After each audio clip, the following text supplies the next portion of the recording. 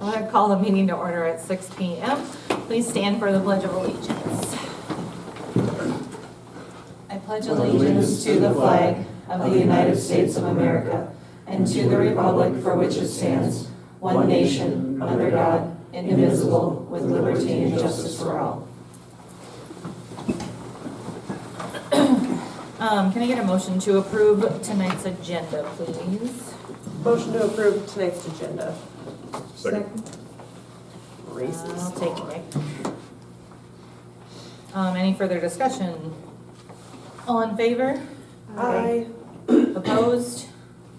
Motion carried. Anybody here for Ward 2 Alderman? Dave?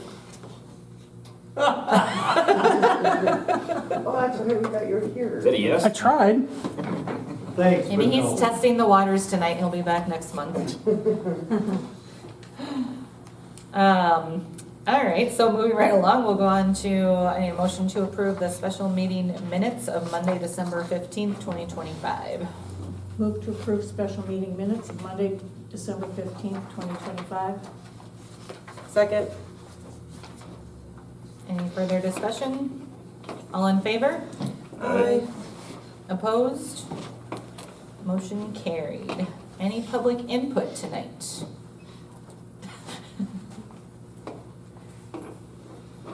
Going once, going twice.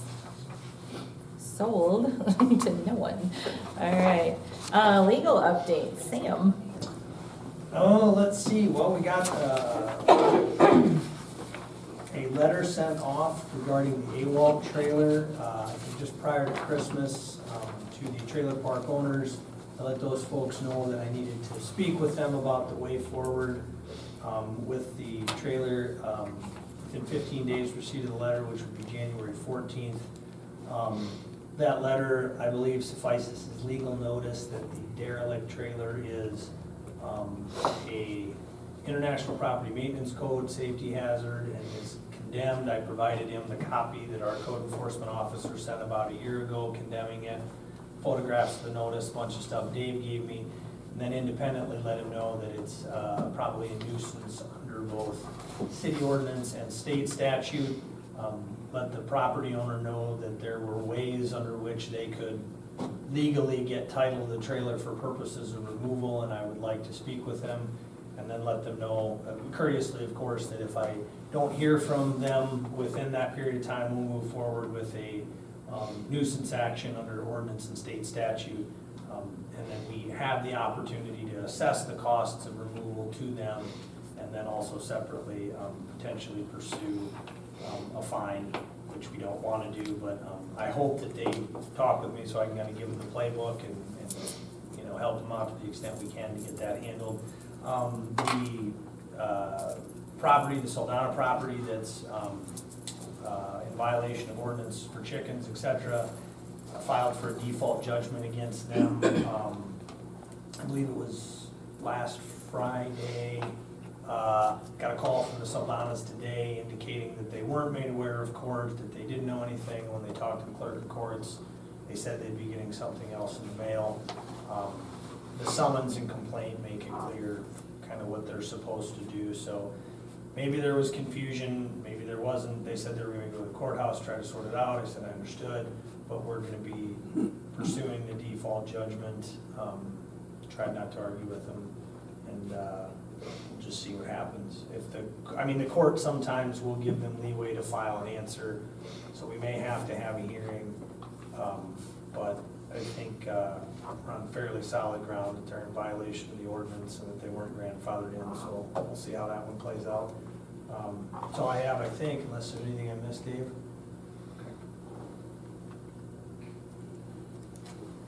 Good. And nothing from the sheriff's office? They didn't have anything. No. Okay.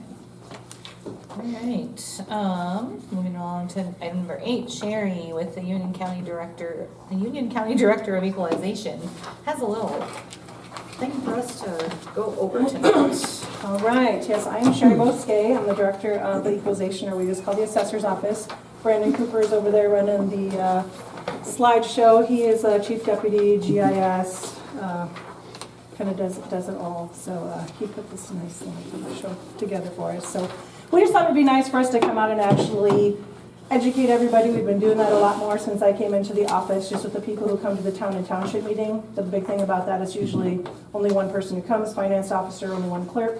So we just thought this year we'd do something a little different where we would try to get to as many people as we could so we could kind of let you know what we do and why we come up with what we do. You still might not agree with what we do, but at least you'll understand how we got the method to our madness of why we did what we did. So this is just going to kind of go through some things. You guys are the first ones, so bear with me. We are the test You subjects. guys are the test subjects. Woo! So Brenda did make you copies too to have of the presentation. So these are just kind of the things we're going to go through. We're going to go through some of the updates. We're going to go over sales ratio, which is a really big deal for us. We're going to go over your guys' yearly sales ratios, kind of show you what's happened over the course of the last 5 years. We're going to show you how to do a comparable sales for people who appeal. We're going to go over a local board guide for when people do appeal. We're going to do a little beacon demonstration. We're going to go over elderly freeze, disabled vet, and discretionary. Then lastly, we're just going to touch on the new Senate bill that went through for 216 that I don't think will affect us a lot, but it's still just something good to talk about. So the very first thing, we're going to start on a good note. There are no statistical increases for the 2026 tax year. No statistical increases for the city of Alcester for the 2026 tax year. There will actually be no residential statistical increases countywide for the 2026 tax year. We did raise North Sioux City and Dakota Dunes commercial properties. They're going to get some land value adjusted using a basic unit value, which we'll kind of explain that to you guys a little bit later, what that actually means.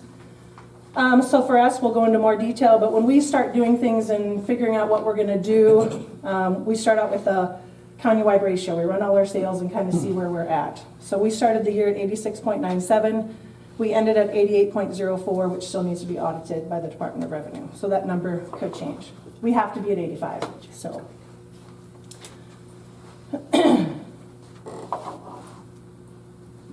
Oh, look how nice that is. So just some little things of what the assessor's office does. We're responsible for discovering, listing, and valuing all real property within the Union County, linking real properties to their respective owners and placing assessed values and owners' names on the assessment roll. Types of properties included in the assessment process are residential, commercial, and ag classes. Determining the taxable value of over 13,578 parcels, and the assessed value of Union County is approximately $3.2 billion. Director of Equalization has a number of additional responsibilities, which include providing equalization between classes of property, deciding on adjustments to properties, which we call annual intentions, which we just got done submitting to the state, administering all state laws pertaining to the ad valorem property tax assessment, providing for the review and appeal of assessments, and deciding on tax exemptions and tracking each exemption. All right. So the big thing that we talk about a lot is a sales ratio. So we need to be 85 to 100% of ratio per the state. So that's countywide. So sales ratio is determined by dividing the assessed value by the sale price. So example, if you had a home that was valued at $150,000 and it sells for $225,000, that's only a 67% sales ratio. Not a very good ratio. You know, before, if you only had a couple, it didn't make a big deal, but since 2017 to current, things have just continued to explode, so that really does start to catch up with you. If we're below 85% countywide, then a statistical increase needs to be given where our values are low to bring our ratio back up to the 85% minimum. And if we wouldn't do it, the state could come in and do it, and then they're not going to just get you over 85. They're probably going to take you a lot closer to 100. So we did this one to kind of show you historical ratios for Alcester City, because unfortunately you guys have gotten hit hard a lot over the last few years. But this is kind of to show you why. So we did the revaluation in 21. So in 22 we started, your ratio was at 71.52. So we increased the 15% to land and 15% to homes, gave us 82.24. We still weren't at 85, but we weren't no longer at 71. So then just as the year goes from the sales, then we started in 23 at 80.07. So we'd already gone down a little bit.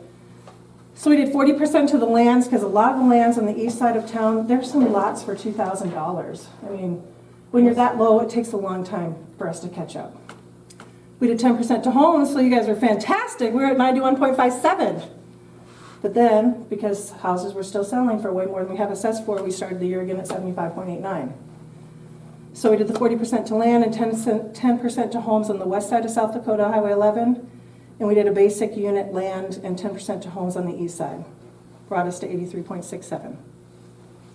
25, we're already again under 80, we're at 79.88, so we did 20% to land and 15% to homes. Took us to 92.31, again, very excited, thinking we don't have to do anything. So we're already at 80.14. Not gonna do anything, but still, it's too low, which probably means next year, you're probably going to get it. Not the only ones, but. So, we put together, for me, I'm much more of a visual person, so this is just to kind of show you, we can talk about sales ratio, but until you kind of really see it. So we did some pictures and wanted to show what happened. So this house sold for $299,009. Its value was $239,382, so it had a ratio of 79.82. So the 2025 value, because we'd added the 20% to land and 15% to house, brought the value up to $276,318, which would now make that ratio of that home be 92.14. So it shows you why the statisticals do help get where you need to be. Next one, this house sold 424 of 24 for $85,000. We had $58,770 on it, ratio of 69.14. After we even did the increase in 25, the ratio is still only at 79.77.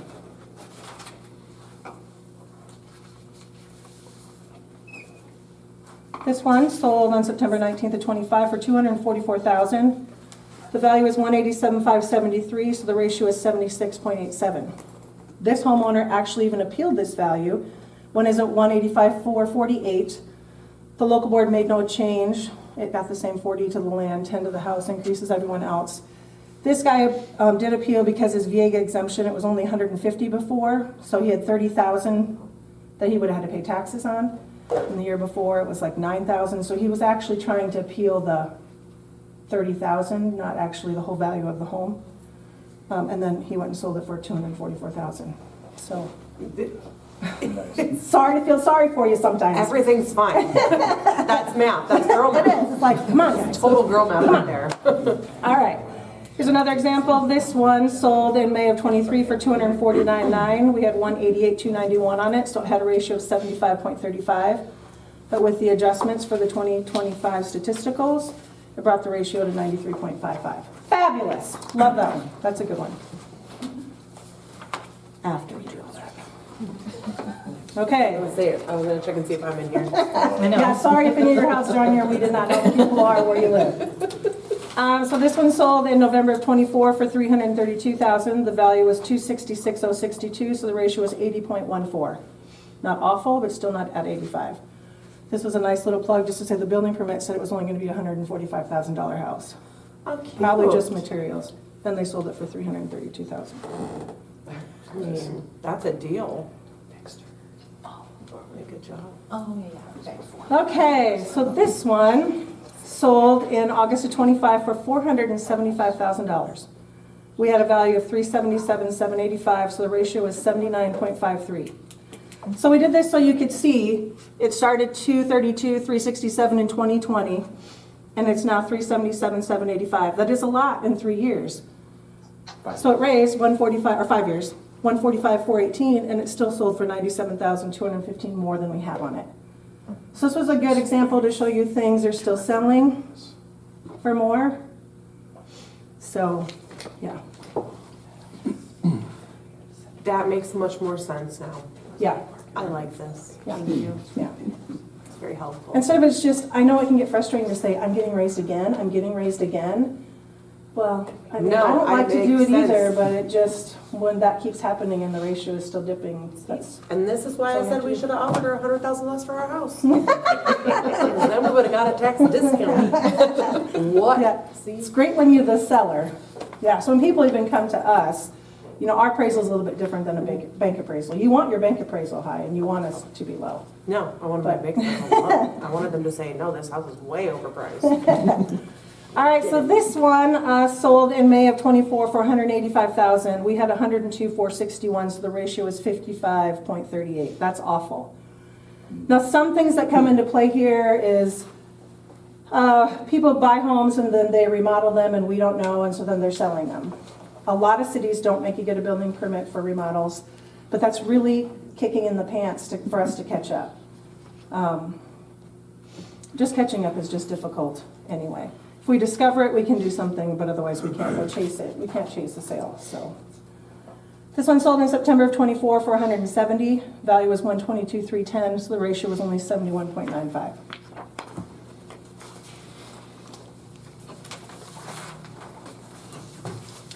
There's another one sold in July of '25 for 100,000. We only have 60,166, so the ratio is only 60.17. So that will take a long time for me to catch up to even that.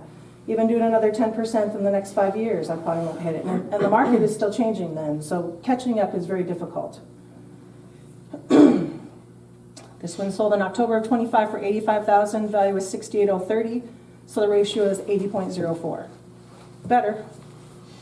They get sad when we get excited when they're in the 70s because we've had so many in the 40s and 50s. This is a good one. You got to end on a positive for sales ratio. This one sold in October of '25 for 305. We had 291,877, so the ratio was 95.7. Beautiful. All right, so to go a little further into what your sales ratio does, it affects your taxable value. So each property has a full and true value and gets factored down to a taxable value. So the sales ratio determines what that taxable value will be. For example, if we were at 100% of market, which we will never be at 100% of market, it won't happen. A house valued at $120,000 taken times the 0.85 would be taxed at $102,000. But let's say that same house, but use the factor from last year, was 0.953. Based off our previous sales ratio of 89.4 countywide, they'd be taxed on $114,360. So your ratio is definitely going to affect your taxable value and how much you pay taxes. So we just did this to show what our factor has changed over the years. So you want this number to always be lower. You want to try to get as close to 85. Ag is always 0.85 because it's done on productivity. It's not done by sales or market. So the closer you are to 85, the better that's going to be. So like 2019 was a bad year because we were pretty close to the 100%. But on the flip side of this, if we were not at 85, sales county ratio countywide, then they would pay taxes based over the full and true of 120,000. For example, if we were at 80% sales ratio countywide, which the state would not let us do, the factor would be 1.0625. So they would pay taxes based on 127.5 instead of their assessment value of 120. So that's why sales ratio is really, really important. You think I'm being mean and making you pay more taxes. I'm really trying to help you not. I'm trying to get your taxable value lower. I would love to always be like around 92 or 93%. Maybe 5 years from now, maybe we'll get there. The Senate bill, which we'll talk about later, has kind of made that a It'd little be more really difficult. nice if we could have like civilian accountability for this. Like, hey, my value on my house is, I should be paying more taxes. Yeah, wouldn't that be nice? Wouldn't that be super Instead fun of if coming we in could and all asking you just to be lower it and cool? you turn around and sell it for 100,000 more than I had on it. I know. It would be I don't nice. know. I have problems would with be thinking. I'm not nice. gonna think out loud anymore. It's fine. I'm not as mad about my tax bill from last year now. Well, that's good. I feel better. I think you can go to the higher the sales ratio, the lower the factor. Yeah. All right, so property taxes. So things about that. A taxpayer cannot appeal their taxes, only your assessed value. So the assessor's office is almost 2 years ahead of the treasurer's office and their tax bills. Example, calendar 2026 is the tax year 2027, payable in 28. So a tax statement and an assessment notice are delivered within a few months of each other, but they're for separate years. So the tax bill you're going to receive in January is for the 2025 tax year. But the assessment notice you receive in March is for the 2026 tax year. We honestly get a lot more calls when the tax bills go out than we get when our assessment notices go out. People don't think about it until you get your tax bill. And by then it's too late. Those were set way long ago. So even as of November 1st of this year, we're now working in the 27 tax year, payable in 28. So there's no way to change the taxes. Those values were set over a year ago. So November 1st of 2023 to October 31st of 24 were for the 2025 tax year that you're going to get this tax bill for in January. It's like people come in and say, well, how can you send me a tax bill? I sold this house 3 months ago. Well, this was way before that. And taxes are not based solely off your assessed value. The levy and the factor each year, along with various budgets, affect that number. Your value could remain the same for years, yet your taxes could go up or down. So it's not just on us. All right, so these are kind of some do's and don'ts for the local boards and what you can do. We've had people not really understanding that the local board actually has some power and can do things and make decisions. So you call your meeting to order for the local board of equalization. You do listen to the taxpayer's case. This is a big one. You have to make a decision on their value. You either change it or keep it the same. You fill out your PT-17 form for each appeal and the records and meeting minutes, and you adjourn as the local board of equalization once complete. So you guys meet the week of March 16th through the 20th. So you say you can't meet any date outside the 16th to the 20th. Mhm. So backwards because you're saying can't. Can't accept appeals after the March 12th. You can't change classes like from ag to non-ag commercial. That is the only thing we can do. And you can't tell the taxpayer, we're just going to send it to the county. It is the appellant's decision to take it further, and they must send that to us by April 7th. So if you don't know what to do, you can't just say, I'm not going to deal with it. It's going to go to the county. If your decision is not to change it, then that's your decision. I'm not going to change it. Then if they want to come to the county, they can bring it to county. Also works the opposite. If you do something and I don't agree with it, I can bring it to county. So, all right. So we had this. We just literally, this is just an example. We were pretending that Kristen is going to appeal her value. So this is kind of what we do when we get an appeal letter, and we even tell Dave and other finance officers, when you get an appeal, just call our office. We will help you find some sales and give you ideas. Maybe something happened to the house, or they had a building permit, or there was something that changed the value that you guys might not know about that we can let you know. But otherwise, we can help you get some comparables. Brandon is going to show you later the beacon thing to make it easier for you guys to do it, but you don't have to if you don't want to. Anyone in our office can help you do this. So we just kind of try to get things kind of comparable. So 1.5 stories sell a lot in Alcester, so that's why I picked this. So you usually have a subject. This is the person who's appealing their value. Excuse me. So you try to find 3 homes that are somewhat comparable. You try to get them roughly in the same year, close in the square footage, plumbing fixtures, if they had fireplaces, basements, basement finish, garage, decks and porches, pools. Those are all things that go in that are costed into your costing. So you just kind of compare. We even put on here what things sold for, so you could see. I do not know why this house sold for so much money, except maybe it was massively remodeled on the inside, not the outside, that 106 Union Street. That was a 45% ratio. Ouch. So anyway, it just helps you, and it makes it easy for people to see lined out what it was priced for. Then if I'm doing it, I give my recommended.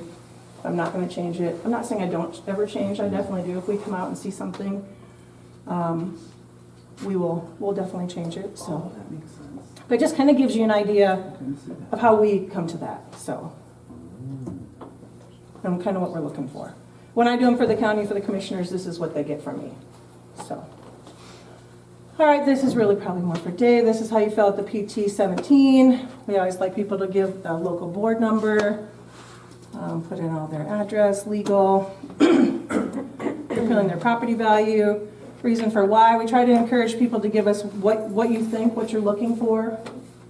And then once you make your decision, putting the codes in here correctly, signing it, bringing that to our office along with the minutes, any letters you had. Pretty straightforward.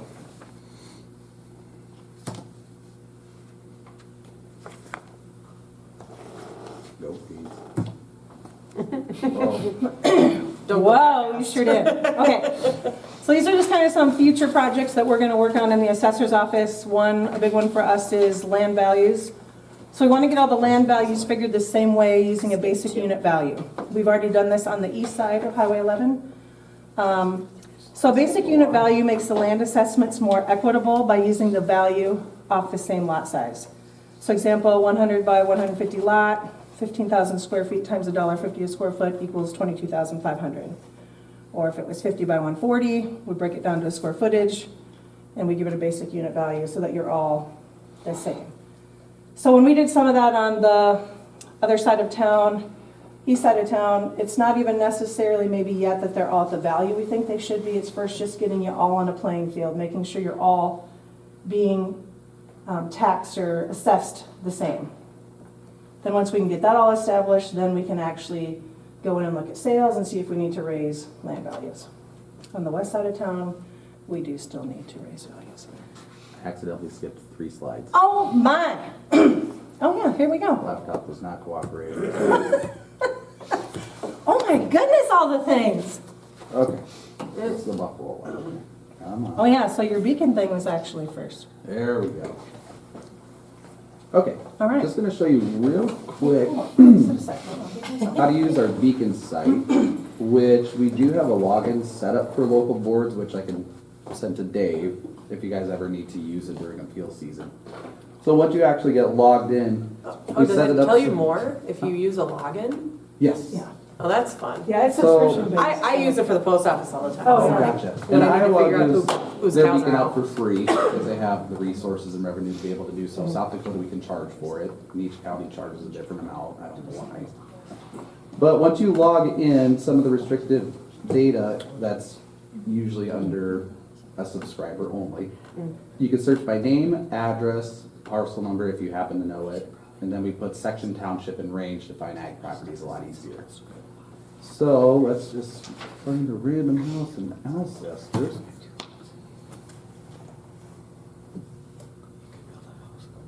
Right, so this is pretty much all the data that we have in our physical property card displayed on the website. So it has a legal description, parcel number, address, the owner, mailing address. In the comments section is kind of where we put all of our data specific to that property. Square footage, if it has basement finish, bedroom count. It also shows sales, and just depending on how many sales they are, that list can be pretty big. And then it displays the last 6 years of assessed values, so you can kind of see a history, and that's the most relevant list put on there. Also a history of taxes for those same tax years. And we have photos and then a sketch of the property. That way we can see what square footages are and what different things are to each house. My favorite thing on there is the map. He's GIS. There we go, now we can actually see stuff. So there's a lot of data that's incorporated into the map. You can play with it however you want. One thing I did put on there specifically to use were sales. So you can turn on the last few years, kind of hover around the neighborhood and just see what kind of things are selling for. That's great when you're looking for comparables. Yes. I use that a lot. I'm very much a visual person, so I want to be able to, I don't want to run a report and have to read it. It's much easier if I can see it, can see sales, can actually just, then you can click on that one. So say you click on one that sold, then it can take you to the parcel report so you can actually see. I like the one that sold for nothing. That was amazing. Those are like, That was a great deal. Yes, so Beacon can't distinguish which are just like name transfers or like stuff like that, or quick claim deeds. Computers. If it transferred, it's just throwing it on there. So that's why you'll see some of them with a $0 amount. Typically, it's just a name change. Gotcha. So yeah, if you zoom out, there's a lot of sales. Plenty to look at. And all over town too.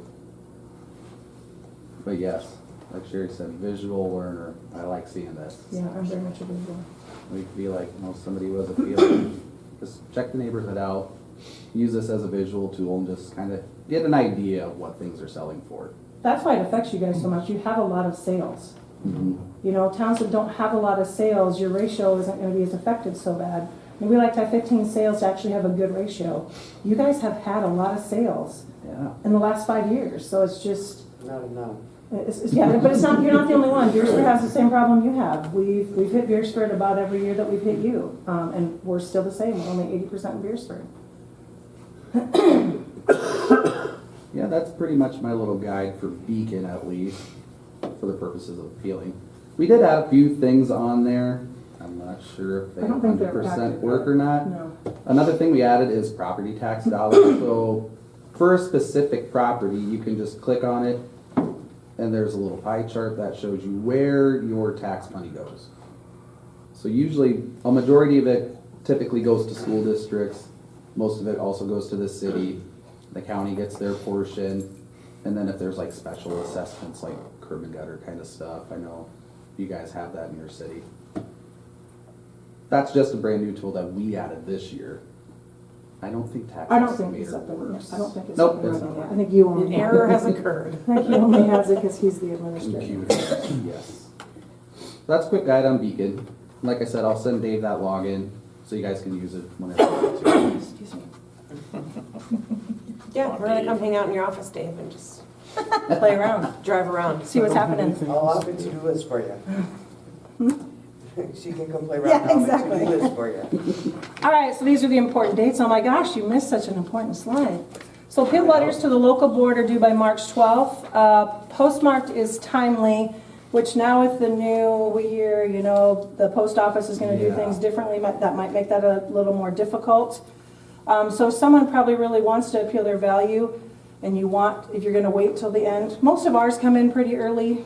If they actually go into the post office, I think they can get it stamped to be timely. Our post office does do that, so if you need your God post, bless you, we have some new postal worker, so yeah, if you need it stamped, all postal work offices will postmark, especially, well, in South Dakota, we have the ag stuff that goes on March 1st, or March Oh. 31st. Okay. So that has to be all postmarked on time, so yeah, that all gets, we're very used to. Yeah, we got postmarking some from things. Department of Revenue today, but they are just kind of not sure what to do to give us guidance for it yet either, so. Yeah, most post offices around here, I think in Union County especially, we're all really used to that. That's good. All right, so the local boards meet the week of March 16th to the 20th. You must mail a copy of your decision to the appellant by March 27th. That all materials need to be returned to the assessor's office by March 23rd. This includes the meeting minutes, the signed certificate of review board form showing the dates you met, and any appeal letters and forms you had. Assessment books don't need to be returned, which I don't think for cities we give you guys books anymore. I think she emails them, doesn't she? So, if the appellant doesn't agree with the local board's decision, they can appeal to the county board. They just need to send a separate letter to our office by April 7th. Again, you as a board cannot send someone to county. You must decide whether to change the value or to keep it the same at the appeal. That's your decision. Reassessment request, but anytime the taxpayer feels like their property is not assessed properly, please have them call our office. There is no need to wait until appeal time. We can come out and reassess their property anytime they wish to make sure our data is accurate or even answer any questions that they may have. Sometimes things happen and we don't know that something has happened. We would come out, remeasure all structures, take updated pictures, and walk through the interior to gather all the data we need to make an accurate assessment. So we can do that at any time. Doesn't have to be run appeal time. Oh yeah, we already talked about this. Yep, we did all the lands, blah, blah, blah. We've upgraded our computer software this past year, so we're now using a CAMA system, which will be nice. We'll have everything in it right now. When we do statistical appeals or statistical increases, we have to pull out an actual physical card, do the math, put it on the card, put it in the computer. Once we get all this conversion done, we can say if we want to give you 3% increase, we can just do it. Like right now, I would not give a 5% increase because that is way too much work for us to do by hand. It's got to be 10% or greater, or it's just not worth my time. So we'll have to recost all the properties in the entire county, and we'll start doing this town by town with the current information that we have. This could affect your value. The process will take a few years to complete. So far, we have entered in Alcester, Beersford, and Jefferson. Elk and North Sioux City have been started. These changes are not ready to be implemented yet. When we put stuff in, we're literally just learning, so most of the stuff that's probably in there might not be correct yet, just because when we first started that, we hadn't had much training. So that'll take time, but I think what we'll eventually do, so you don't all get it hit at reval, I'd like to come in and do exactly what the data we have from the last time we were at your house and revalue. So that might be a little bit of a change, instead of waiting.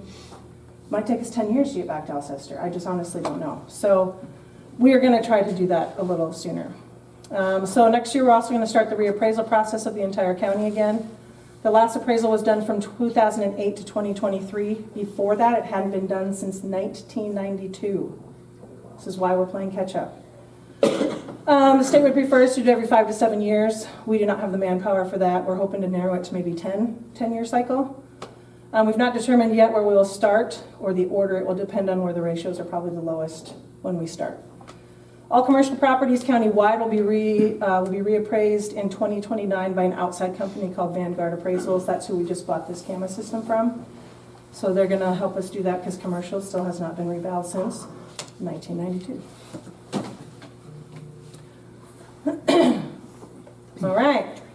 So here's some programs that we have. So if you have probably an elderly or disabled person who appeals and their biggest thing is they're paying their taxes, ask if they've heard about elderly freeze and tell them about that they can apply for that. So you have to be 65 or legally disabled, which is defined by the Social Security Act. You must own the home or retain a life estate in the property. You must have been an owner of an owner-occupied property and resident of South Dakota for 5 years, unless the person received assessment freeze in a previous year. You must have resided in the home for at least 200 days during the previous calendar year. This is the big kicker. You must not exceed certain income limits. For a single-member household, you can't exceed $56,595.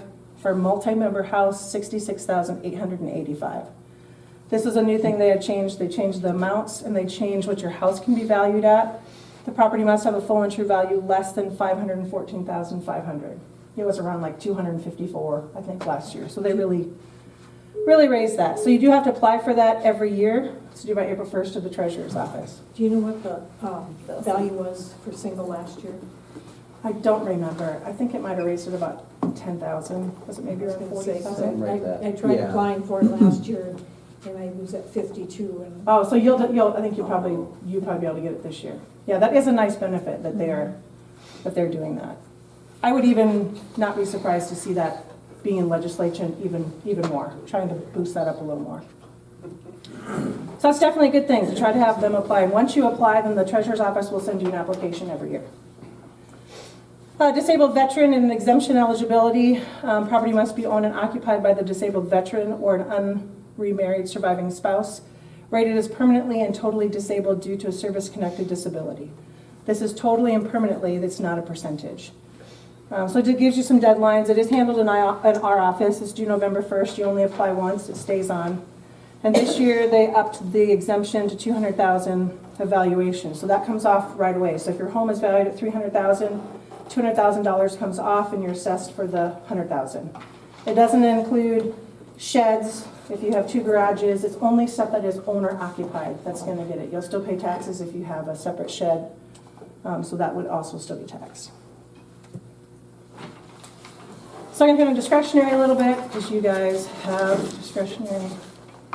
So South Dakota offers 5- and 7-year discretionary. It slows the progression of taxation on the value of property. In the past, it was mainly used for commercial. A few years ago, 7-year discretionary was introduced. This spread out the time for the decreased assessment along with adding a few other categories of who would get discretionary. Now includes multi-residence like apartments and any redevelopment neighborhoods. And the city of Alcester has declared their city a redevelopment neighborhood. I love to hate you guys. It is so much paperwork. Umbrella Corp. Here we are. So this allows all residential property in the city to receive discretionary if the value of the improvement is over $5,000. You roof your house, you're probably going to get discretionary. At a deck, kind of depends. It's not a very nice deck, you might scoot by. So then what this does is that portion of the value, not your whole house, but just whatever you did. If it was the addition or it was the deck, for roofs and windows and siding, we just take the difference of what it was the year before. So the portion of the value is taxed differently on the 7-year. It's 25% for the first 2 years, 50% for the 3rd and 4th, 75% for the 5th and 6th, and goes on full 100% for the 7th year.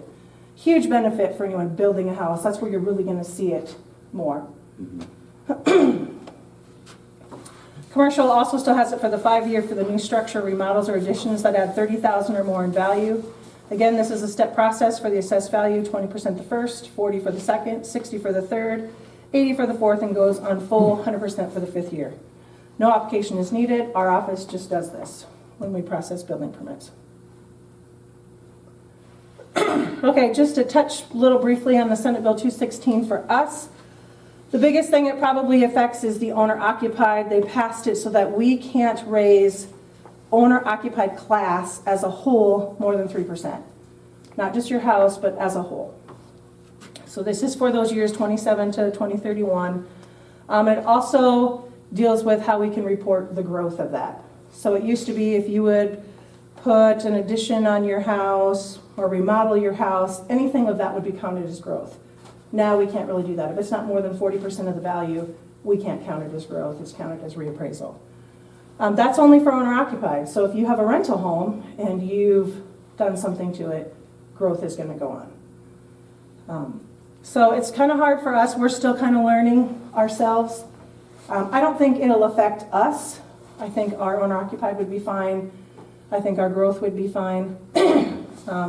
One of the reasons we didn't do the statistical, since we were started in that 86 to 88 range, is like, why even mess with it? Next year, I don't know if it'll be so easy. So how they'll kind of do it is you'll get a reduction factor. So say we'll still do our jobs, we'll still assess like we should. If we're over that 3% countywide, then they'll give us a reduction factor, and it'll work that way. So, all right, so this is kind of our contact info for me and Brandon. Sarah Scott also works in our office. Tara is our administrative assistant. So we gave these to you, but then our emails are all going to change on the 12th and go from .org to .gov. So, yeah. So that's it. Thank you so much for your time. I really appreciate it. I know it's a lot of information. It's a lot to take in. If you ever have any questions, just call our office. Anyone who answers the phone can help you. Or email, we can answer anything that you like. And we're here to help you guys. So. Awesome. Thank you. Thank you very much. I have one question. Yeah. I probably have one, but one right now. Would it be okay, and I don't know if this is kosher, but, I didn't know if it would be okay if Dave put your presentation up on our website with our meeting minutes from tonight? That way people, that way like the people that aren't here that Yeah, do watch the meetings can check it out that way? yeah. That would actually be great. The more people that get this information. So like every year now, since I came in, I try to send something to the finance officers for the changes that we made, give examples of the sales ratio. I put an article in the paper, we put it online as much as we can. Just, again, trying to keep people informed. You might still not like it that I raised it, but this really kind of helps explain why I did it. I'm not just doing it to me, I get the same increase you all get. So. Gives you the whys behind Yeah, it. yeah, exactly. Transparency helps Yeah. acceptance. Yeah. I mean, I didn't know any of this stuff when I came in that office either. You know, you just think, oh, things don't sell for that around here, and they never used to, but anymore, it is crazy. But, all right, thank you guys. Really Thank you. appreciate Thank it. you.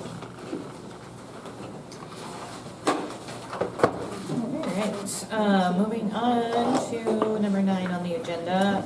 Need a motion to approve the retainer agreement with Freeburg Nelson and ask for 2026. I'll make a motion to approve the retainer agreement for Freeburg Nelson and ask for 2026. Second. Thank you both. Any further discussion? All in favor? Aye. Opposed? Motion carried. You're stuck with us. We voted, we like you. All right. Just a little heads up. We had Brian on the phone, but he is no longer on the phone. It's no longer with us. He's no longer with us.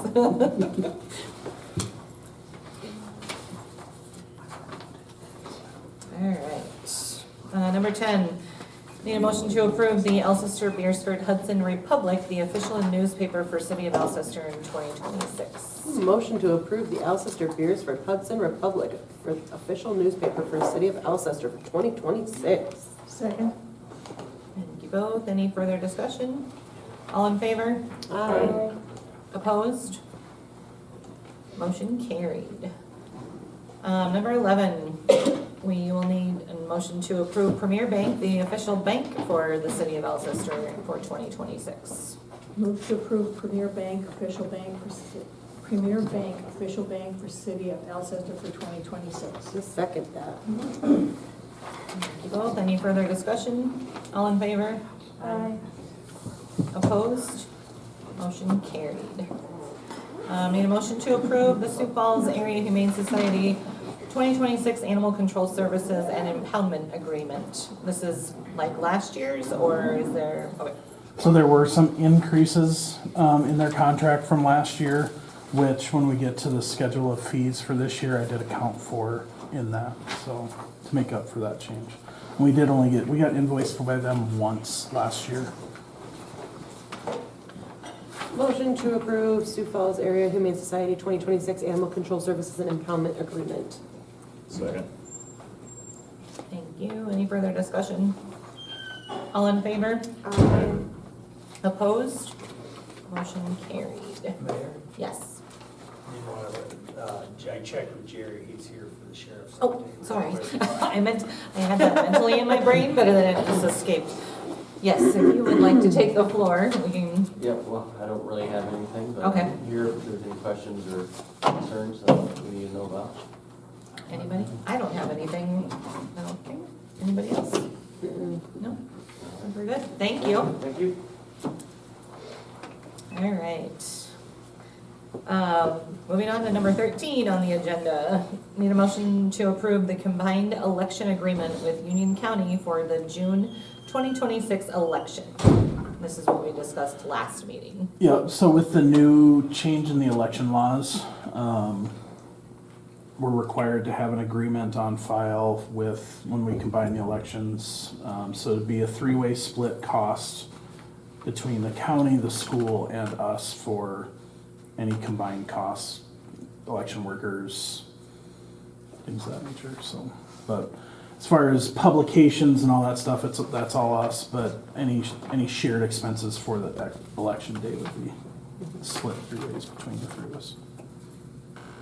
Make a motion to approve combined election agreement with Union County for June 2026 election. Second?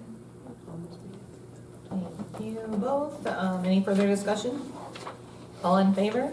Aye. Opposed? Motion carried. We're on to the banner report.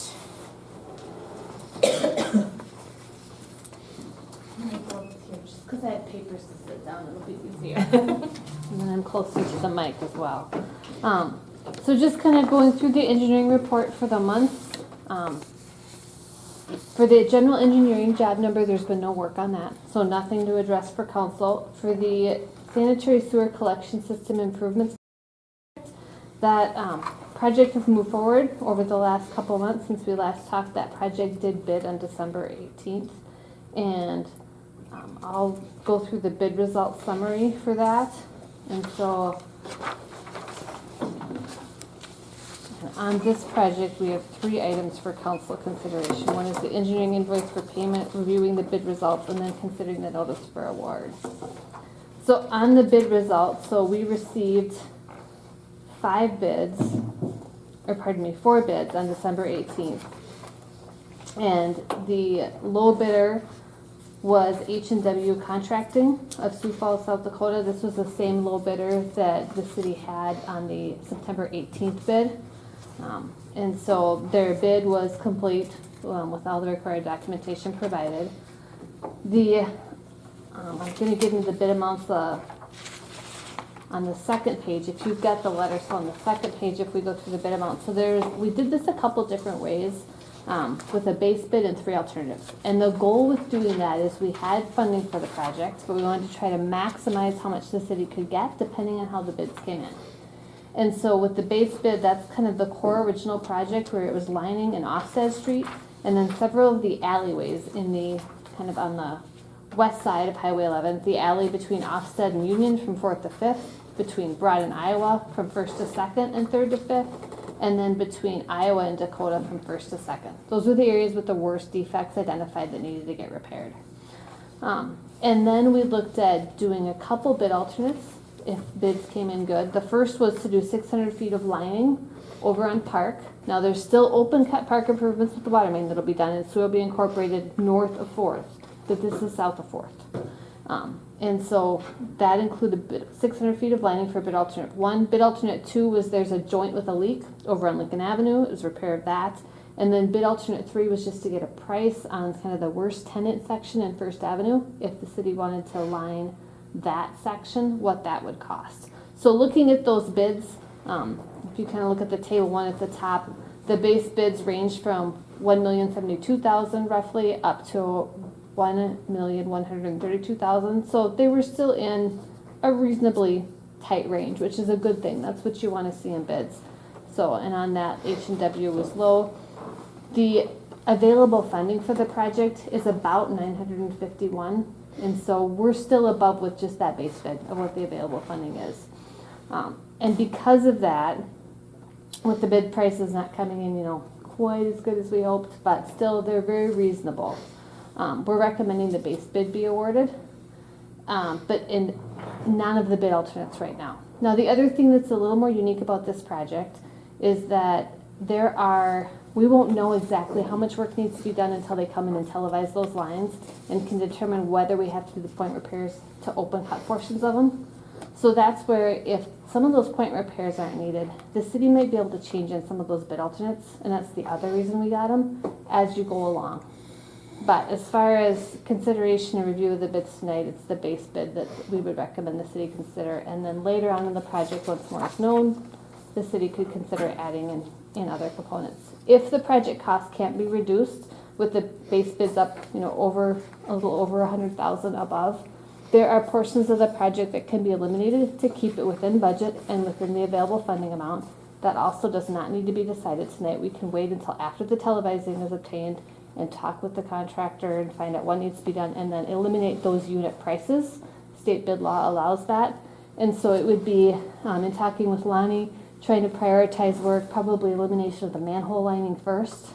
And so taking that out, and then the second option would be, if it needed to be reduced further, you could look at reducing the length of lateral lining done to 5 feet, pretty much all along the project, instead of upwards of 30 to 40 feet in some places, to try to get it to the edge of the right of way.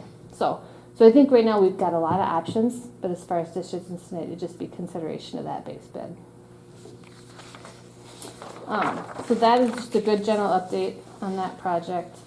And then, I don't know if you want me to go into some of the questions or the information that was gathered on H&W, or do you want me to wait and discuss that? I think we can do that in executive session. Okay. They can review kind of everything in executive session, and then any decision they make off that review will be done publicly. I'd like you to be in executive session as well. Okay. All right. So then I think for the engineering report, the only other thing to consider for the sewer improvements project would be Banner's invoice for the work completed the past month, which involved answering a lot of the bidders' questions, getting things information out to contractors, and then assembling the bid results information.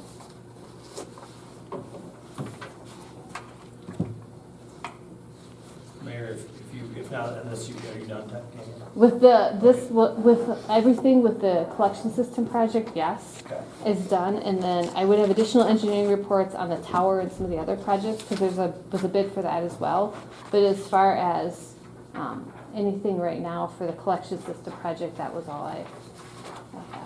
Can we go into executive session after water tower and the other project? Yep. That'd be okay? Yep, I'm good with that. Okay.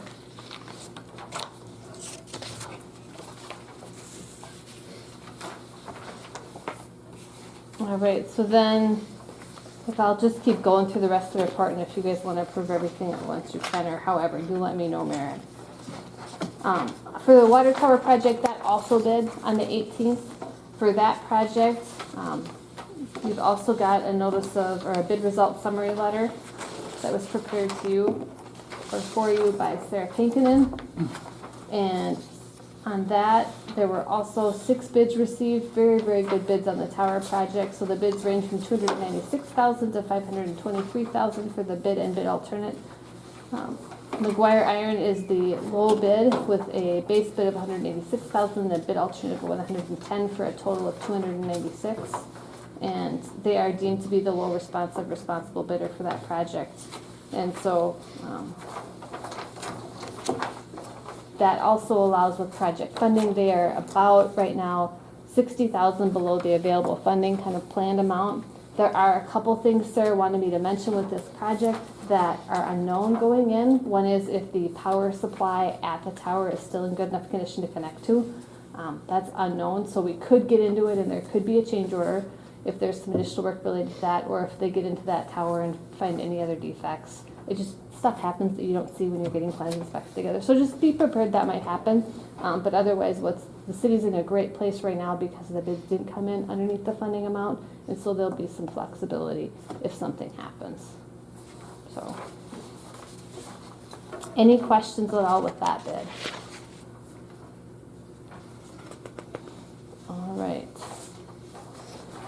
And then for the 4th Street project, for the Alcester wastewater treatment facility project, that project is nearing its 1-year completion. The UV system has been repaired, the heater was repaired, Sweeney, I believe, fixed some control systems. We're still trying to address one issue with the breaker, as far as just warranty work stuff that comes up that is not working, and so, There was a bunch of emails that went back and forth between them. and I did not get them Right all after read. 5 o'clock, Yeah, so. before I left, so things are still, we're getting stuff done and the contractor's getting back to fix things up. There is one other So. thing I'll mention too, Yeah. just so, while we're on that. Yeah. About 2 months ago, I got notified by CCOG that there was some CDBG paperwork that the main contractor IPT has not yet completed. So I've been talking between engineers, Sam, and CCOG. We've tried to reach out to them. I'm gonna touch base with Sam again tomorrow, because if that's not completed, it wouldn't fall anything back on us. It would be on the contractor. He would lose the ability to bid future projects. I just haven't, we've tried to reach out to him. He just hasn't responded, so. And that is frustrating. I mean, we've brought it up. It's mostly like a CCOG funding thing. Yeah. But I know he's had a number of people reach out to him to let him know that needs to be done. On the 4th Street water main project, that is in the final stages of design. There is going to be a 90% plan set submitted to Danner the first half of this month. There's also a city meeting that's going to be occurring. Or there will be a public presentation that will be part of the upcoming city meeting on that project, so residents can learn more about that, how that will impact them, what construction will be like. But overall, that project is going very well. And there is an engineering invoice for that project as well in front of you this evening.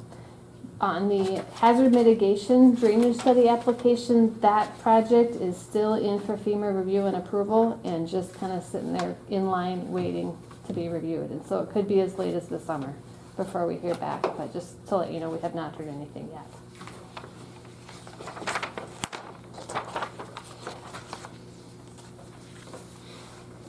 All right. Any other questions?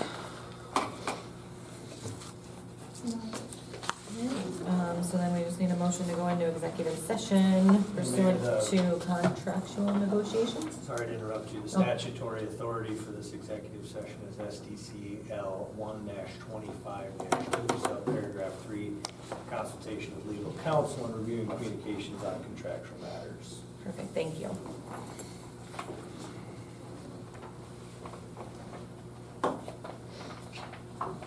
I'll make a motion to go enter into executive session SDCL 1-25-2-3. Second. Thank you, all in favor? Aye. Opposed? Motion carried, we are in executive session at 6:59 PM.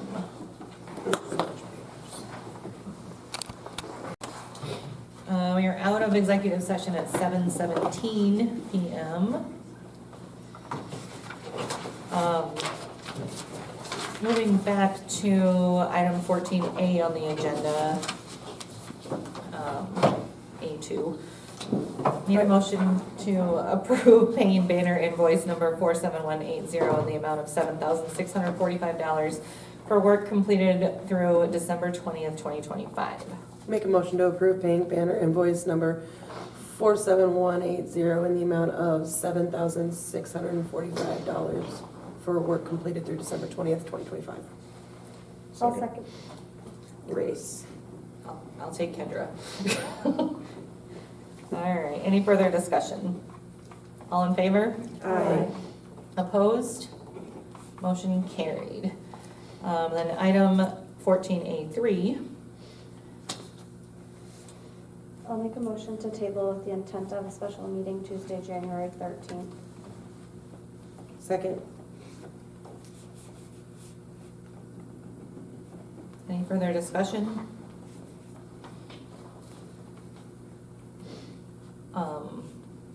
All in favor? Aye. Opposed? Motion carried. Then moving on to item B. Need a motion to award the bid for the water tower recoat project to McGuire Iron in the amount of $296,000 pending South Dakota DANR approval for the total bid. Move to award bid for water tower recoat project to McGuire Iron in the amount of $296,000 pending South Dakota DANR approval for the total bid. Second. Any further discussion? All in favor? Aye. Opposed? Motion carried. And then finally, item C. Make a motion to approve advertisement of bids for water main improvements once Danner provides approval on the submitted plans. Second. Any further discussion? All in favor? Aye. Opposed?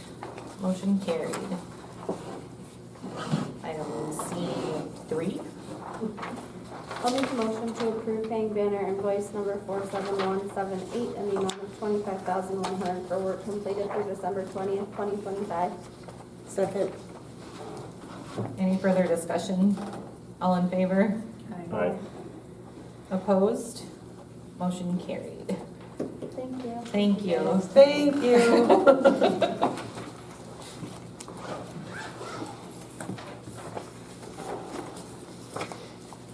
All right, item number 15A, review guide to open meeting laws. So you all have in your packet the handout from the state of South Dakota, the Attorney General's office, with the most current guide to South Dakota's open meetings laws. It is now required for us to review this annually. Basically, any open meeting that a quorum of the council is present in business will be taken as required to be published at least 24 hours in advance. Let's see, sorry. Teleconferences are considered to be public meetings, so that we are required to provide the same notice just as we would for in-person meeting, and we are required to provide it for a space for anybody that would want to be on that phone call. So if they wanted to come here to the city office, or if we would do like a Zoom or something like that, we're required to post that link and make that available to the public. It's a notification minimum of at least 24 hours prior to. It goes through who the local news media is. We are required at every meeting to provide for public comment period. The time allotted for somebody that wants to make public comment is kind of a time allowed based on the council presentation. But we are not except for if it's a meeting to be held with only an executive session, that's the only time we are not required to have public comment, period. Public meetings are allowed by South Dakota law to be recorded. So obviously we record and post the videos, but if somebody wanted to come in, they are allowed by law to record the meetings except for those in executive session. South Dakota executive session laws are what governs closing any meeting sections to the public and the media. And at the bottom of every agenda are the 3 different action items that are allowed for the city council to use for executive session. That's the only time that public and media can be excluded from a meeting. That's the biggest items. Is there Sam, do you have anything else that I might have missed? No, no. I would highly recommend everybody keeps that copy. The last thing is, I am required by state law to send the meeting minutes in to be published no greater than 15 days after each meeting. The nice thing is because we're recording the meetings now and we're posting those to our website typically 24 hours afterwards, that counts as making those meetings available to the public. So in case something would happen in between if I didn't get the minutes to the paper, we are covered by that. But any questions? Okay, Thank you. we'll review that again next year. All right, item B, motion to approve the December warrants. I'll make a motion to approve the December warrants. Second? Any further discussion? All in favor? Aye. Opposed? Motion carried. Do you have anything to add for the year-end financials? I just wanted to kind of point out a few small things. For the first thing in your packet is the revenue summary broken down by department fund. I wanted to make a note that the golf course had an amazing year. They met their revenue by 151.2% of projected revenue. Realistically, overall, as a city, we hit 86.46% of projected revenue.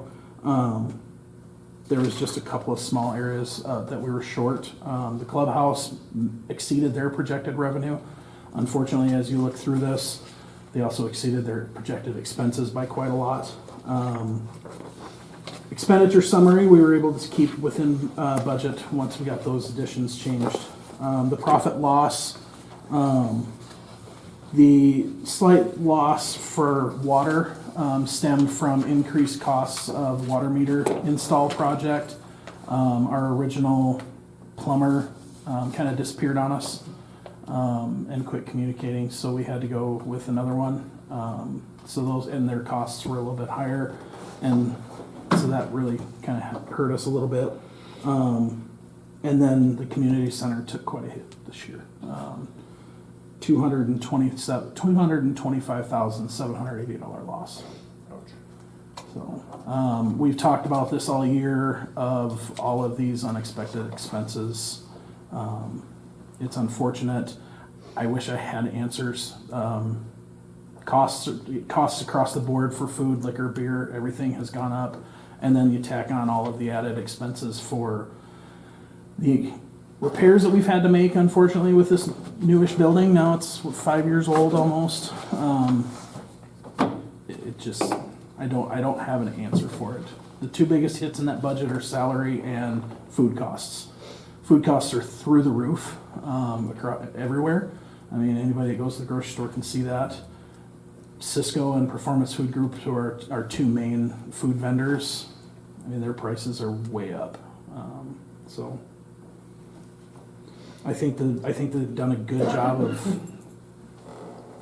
staffing it when needed. I think could have been done better, yeah, but it wouldn't have been enough to make up for the loss. So, and then lastly is the combined line item.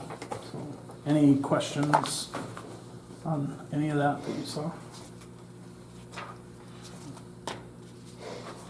And I'll kind of talk briefly on Wednesday night at the open forum, but year over year, looking at sales tax numbers, our sales tax revenue only decreased by about 0.7%, where a lot of the cities that I've seen numbers are seeing upwards of double-digit decreases. So to see that basically flat, I think is a good sign.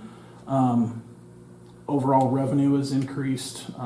We were able to overall year over year decrease expenses as a whole, but that's all I have. Thanks, Dave. Thank you, Dave.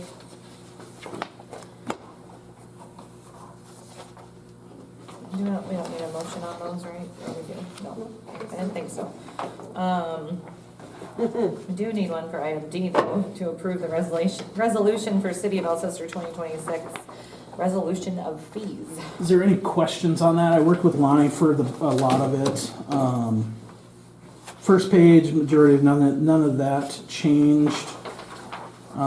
Second page, that top half, I adjusted the impounding of animals costs based on the contract. Bottom half, nothing really changed. Page 3, none of that changed except for the pool fees are back to what we had originally planned the year that it ended up being closed. Whereas last year we kept it, because we ended up decreasing it because we thought we'd be open for part of the summer.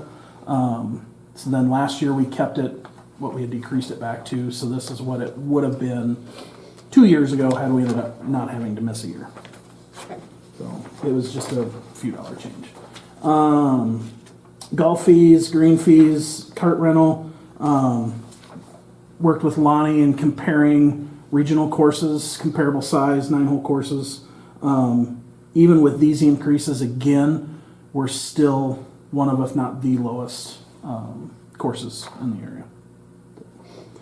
Campground rates, raised those just a little bit. Questions on any of that?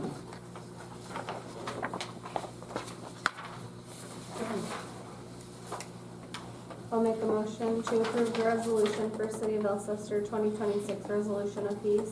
Second. Thank you both. Any further discussion? All in favor? Aye. Opposed? Motion carried. And then next we have the proposed records destruction list. In your packet is the proposed records destruction and then also the record series number and author number from the records retention and destruction schedule through the state. We are only required to maintain terminated or retired employees for up to 3 years. If you go in the back room, there is a stack of employees dating back 20 plus years that haven't been with the city for a minimum. I've kept them going back 5 years because it just so happened that I got a call from the sheriff's office. One of our law enforcement officers from 4 years ago, they had gotten forwarded a request for employment verification. So I kept everything going back 5 years. So everything else, and Mike Kezar's employee files is still in there. He hasn't worked for us for 12 years. So if that gives you an idea. Okay. Motion to approve proposed records destruction list. Second. Any further discussion? All in favor? Aye. Opposed? Motion carried. Alright, and item F, 2026 salaries.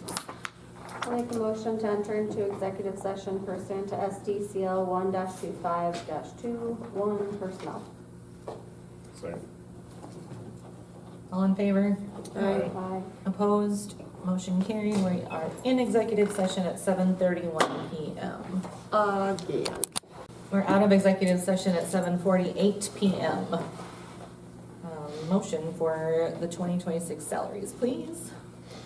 I would like to make a motion to approve the 2026 salaries with 2% across the board and 4% to the Assistant Superintendent of Public Works. Second. Thank you both. Any further discussion? All in favor? Aye. Opposed? Motion carried. Clubhouse Grill, number 16 on the agenda.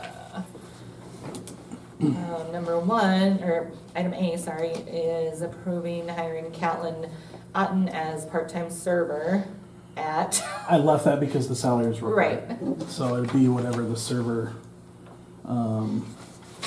waiter, waitress, not the school age, so it would be,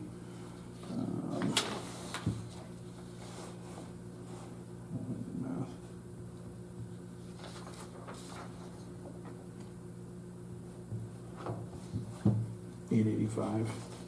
$885. And then part-time bartender, 1225. $12.25. And it's Catlin or Caitlin? Catlin. I'll make a motion to approve hiring Catlin Otten. Yep. Otten as part-time server at $8.85 and part-time bartender at $12.25 effective immediately. Second. Thank you both. Any further discussion? All in favor? Aye. Opposed? Motion carried.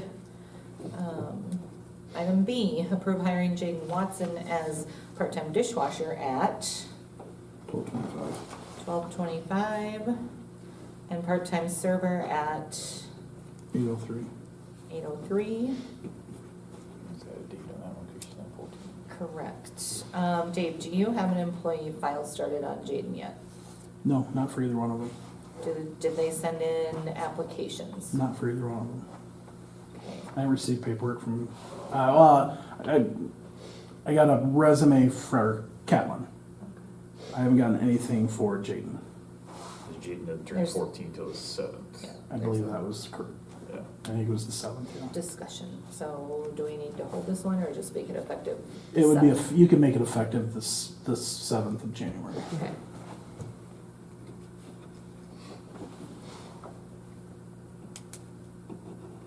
Okay, Move to approve hiring Jaden Watson as part-time dishwasher at $12.25 and part-time server at $8.03 effective immediately. nope, Effective effective January January 7th. Oh, January 7th, excuse me. January 7th. Second. Thank you. Any further discussion? All in favor? Aye. Aye. Opposed? Motion carried. Let's talk about this stuff now. I'll make a motion to enter into executive session pursuant to SDCL 1-25-21 personnel. I'll second. All in favor? Aye. Opposed? Motion carried. In executive session at 7:51 PM. Session, we're out of executive session at 9:03 PM. We don't need anything for item D. No. Okay, so 17, Herb Anderson Memorial Park Revitalization Update. I am happy to announce that the Land and Water Conservation Fund grant has been awarded for $67,213 in funding. Insert applause. Somebody hold up the sign. And so they're working closely with us. This is a match grant, okay? So we will get up to that as much as we can match. Ideally, we would like to match the $67,213. So, put your hats out, start playing guitars. And this grant is specifically for playground equipment Yes. replacement. Yes. So so that's excellent news. Very good and exciting. Item B, the next park, speaking of, the next Park Revitalization Committee meeting is Wednesday, January 21st at 6 PM at the Morningside Event Center. I encourage all of you to please come to this, whether you are a person that uses the park currently or whether you're a person that just drives by the park.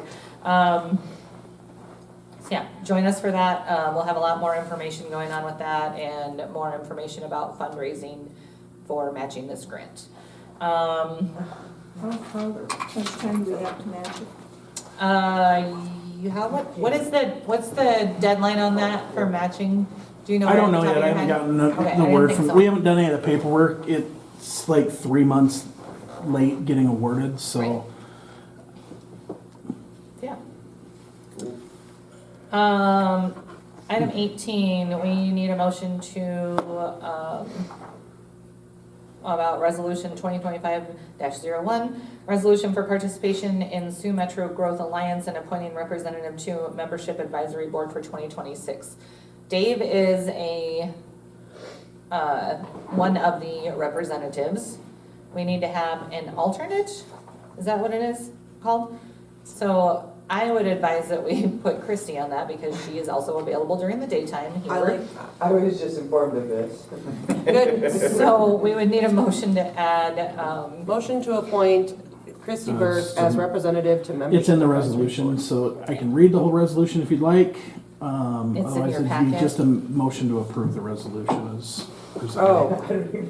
Motion to, You're good, go ahead. motion to approve resolution 2025-01. Isn't it 2026-01? Nope. Yes, sorry, I was mistyped. 2026 dash. Oh, I wondered about that, but I backtrack. didn't. Motion to approve resolution 2026-01, resolution for participation in Sioux Metro Growth Alliance and appointing representative to membership advisory board for 2026. Second. Any further discussion? All in favor? Aye. Opposed? Motion carried. We do need a motion to approve reappointment of Kristen Meyer as the city trustee on the library board for a 3-year term of January 1, 2026 through December 31st, 2028. Motion to approve reappointment of Kristen Meyer as city trustee on library board for a 3-year term of January 1st, 2026 through December 31st, 2028. Second. Thank you. Any further discussion? All in favor? Aye. Aye. Opposed? Motion carried. Water issue on Jefferson Drive. I included an email in your packet from the owner of the property at 502 Jefferson Drive. Did you have a chance to look through that? His email is stating that on November 26th, which is the day before Thanksgiving, the water was shut off in that area, and it was shut off for purposes of replacing the water meter at the elementary school. They had an issue finding the right valves, so they had to shut off different water valves to the mains. After it was turned back on, he stated that an enormous amount of dirt was in the lines, causing a plug in his kitchen faucet that he ultimately had to replace. He sent me, and I included in your packet, receipt from that replacement. He is asking the city to reimburse him for the cost of that faucet. Yes. No? I said no. I say no,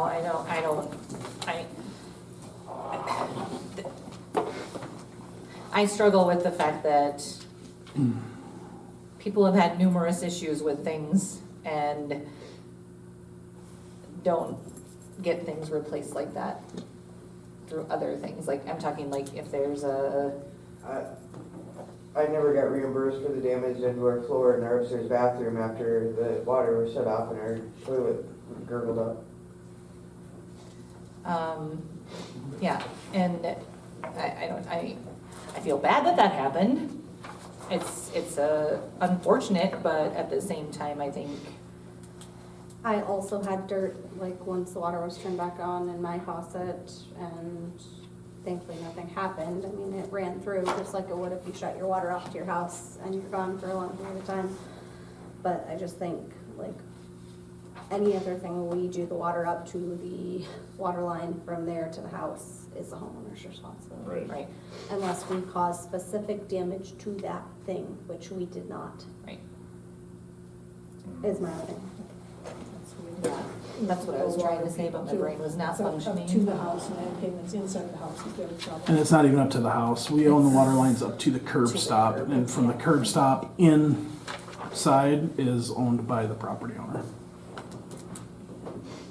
Yeah, we just say that's the exact faucet you had in there either. And I don't know how old the faucet was. There's It a lot wasn't- of, there's a the lot water of wasn't- variables. The water wasn't turned off to just his home, it was turned off to that whole section of town. And this is Nobody the- else has reached out with any problems. Correct. There's a lot of variables involved that I think is out of our reach, to be fair, to the complete community. Yeah. Told him I would present it to you. Thank you. Do we need a motion to not, okay. Again, I'm sorry that that happened. It's a very unfortunate deal. The next thing in your packet is a donation request for Elsa Stewardson after prom. Historically, did we, Thank you, Sam. Thanks, Sam. Good night, Sam. Appreciate your help. Drive reckless, take chances. I mean, drive safe.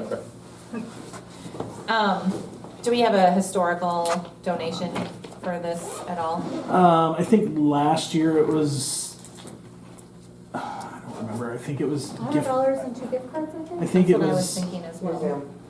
yeah, and I couldn't remember if we did a gift certificate or if it was a golf, like a high school golf membership. I think it'd be. I couldn't remember. I don't recall. I think we should do 2 high school golf memberships. Mhm. What? 2 high school golf memberships. I like that idea. How does everybody else feel about that? Because it is for their gifts and stuff, right? I think they use, It's whatever. If it's something like that, they'll use it on their. they use it their for gifts. prizes, or if they get a monetary donation, I think it goes to food and activities and blah, blah, blah. Prizes, okay, it is. But yeah, I mean, actual items I think go as prizes. I mean, it can be something else too, but I feel like since we have that now, that would be something that a lot of them would be interested in. Yes. And the golf course is doing the best. Yeah. We could do a family pool membership. I don't know how many high schoolers, I mean, there are. They're part of families, they have families. Yeah, but I don't think it would interest them. It would probably be interesting for their parents, but. I Or feel for like their the- little siblings. Yeah, like I their- feel like the golf membership would be more appeasing to them. It's a good idea, but yes. You know how many cannonballs I did last year? Yeah, that you're not a high school. Like- Yeah, right? Cannonballs off the diving board? Okay. All right, does somebody want to make a motion? Oh, sorry. I'll make a motion to donate 2 high school golf memberships to the Alcester Hudson High School after prom for 2026. Second. Any further discussion? No. All in favor? Aye. What? All in favor? Hi. Nick was the only one responding. felt this, like, I was like, okay. Momentary lapse of life. Opposed? Motion carried. All right, reminders, open forum night is this Wednesday, January 7th at the Morningside Event Center at 6:30 PM. Be there or be square. It's gonna be great. We're gonna have a lot of information, and a lot of the people really like to see all of the older men and women present, and if you can make it, that would be superb. I show up. Pet registrations are due by January 31st. Got it. The clock is ticking. Get those pets registered. We have 30 then. 30 out of over 200. Oh, we have 30 already out of My dog over is 200. my dog is getting her shots tomorrow. My dog's getting And- her shots on the 14th. And the next council meeting will be on Monday, February 2nd, 2026 at 6 PM. And We've got this special meeting on the That's, 13th. no, that's the next that's the regular next, schedule. this is the next scheduled one. I'm assuming we don't need another executive session. No. Okay, motion to adjourn. Motion to adjourn. Second. All in favor? Aye. Opposed? We are adjourned at 9:15 PM.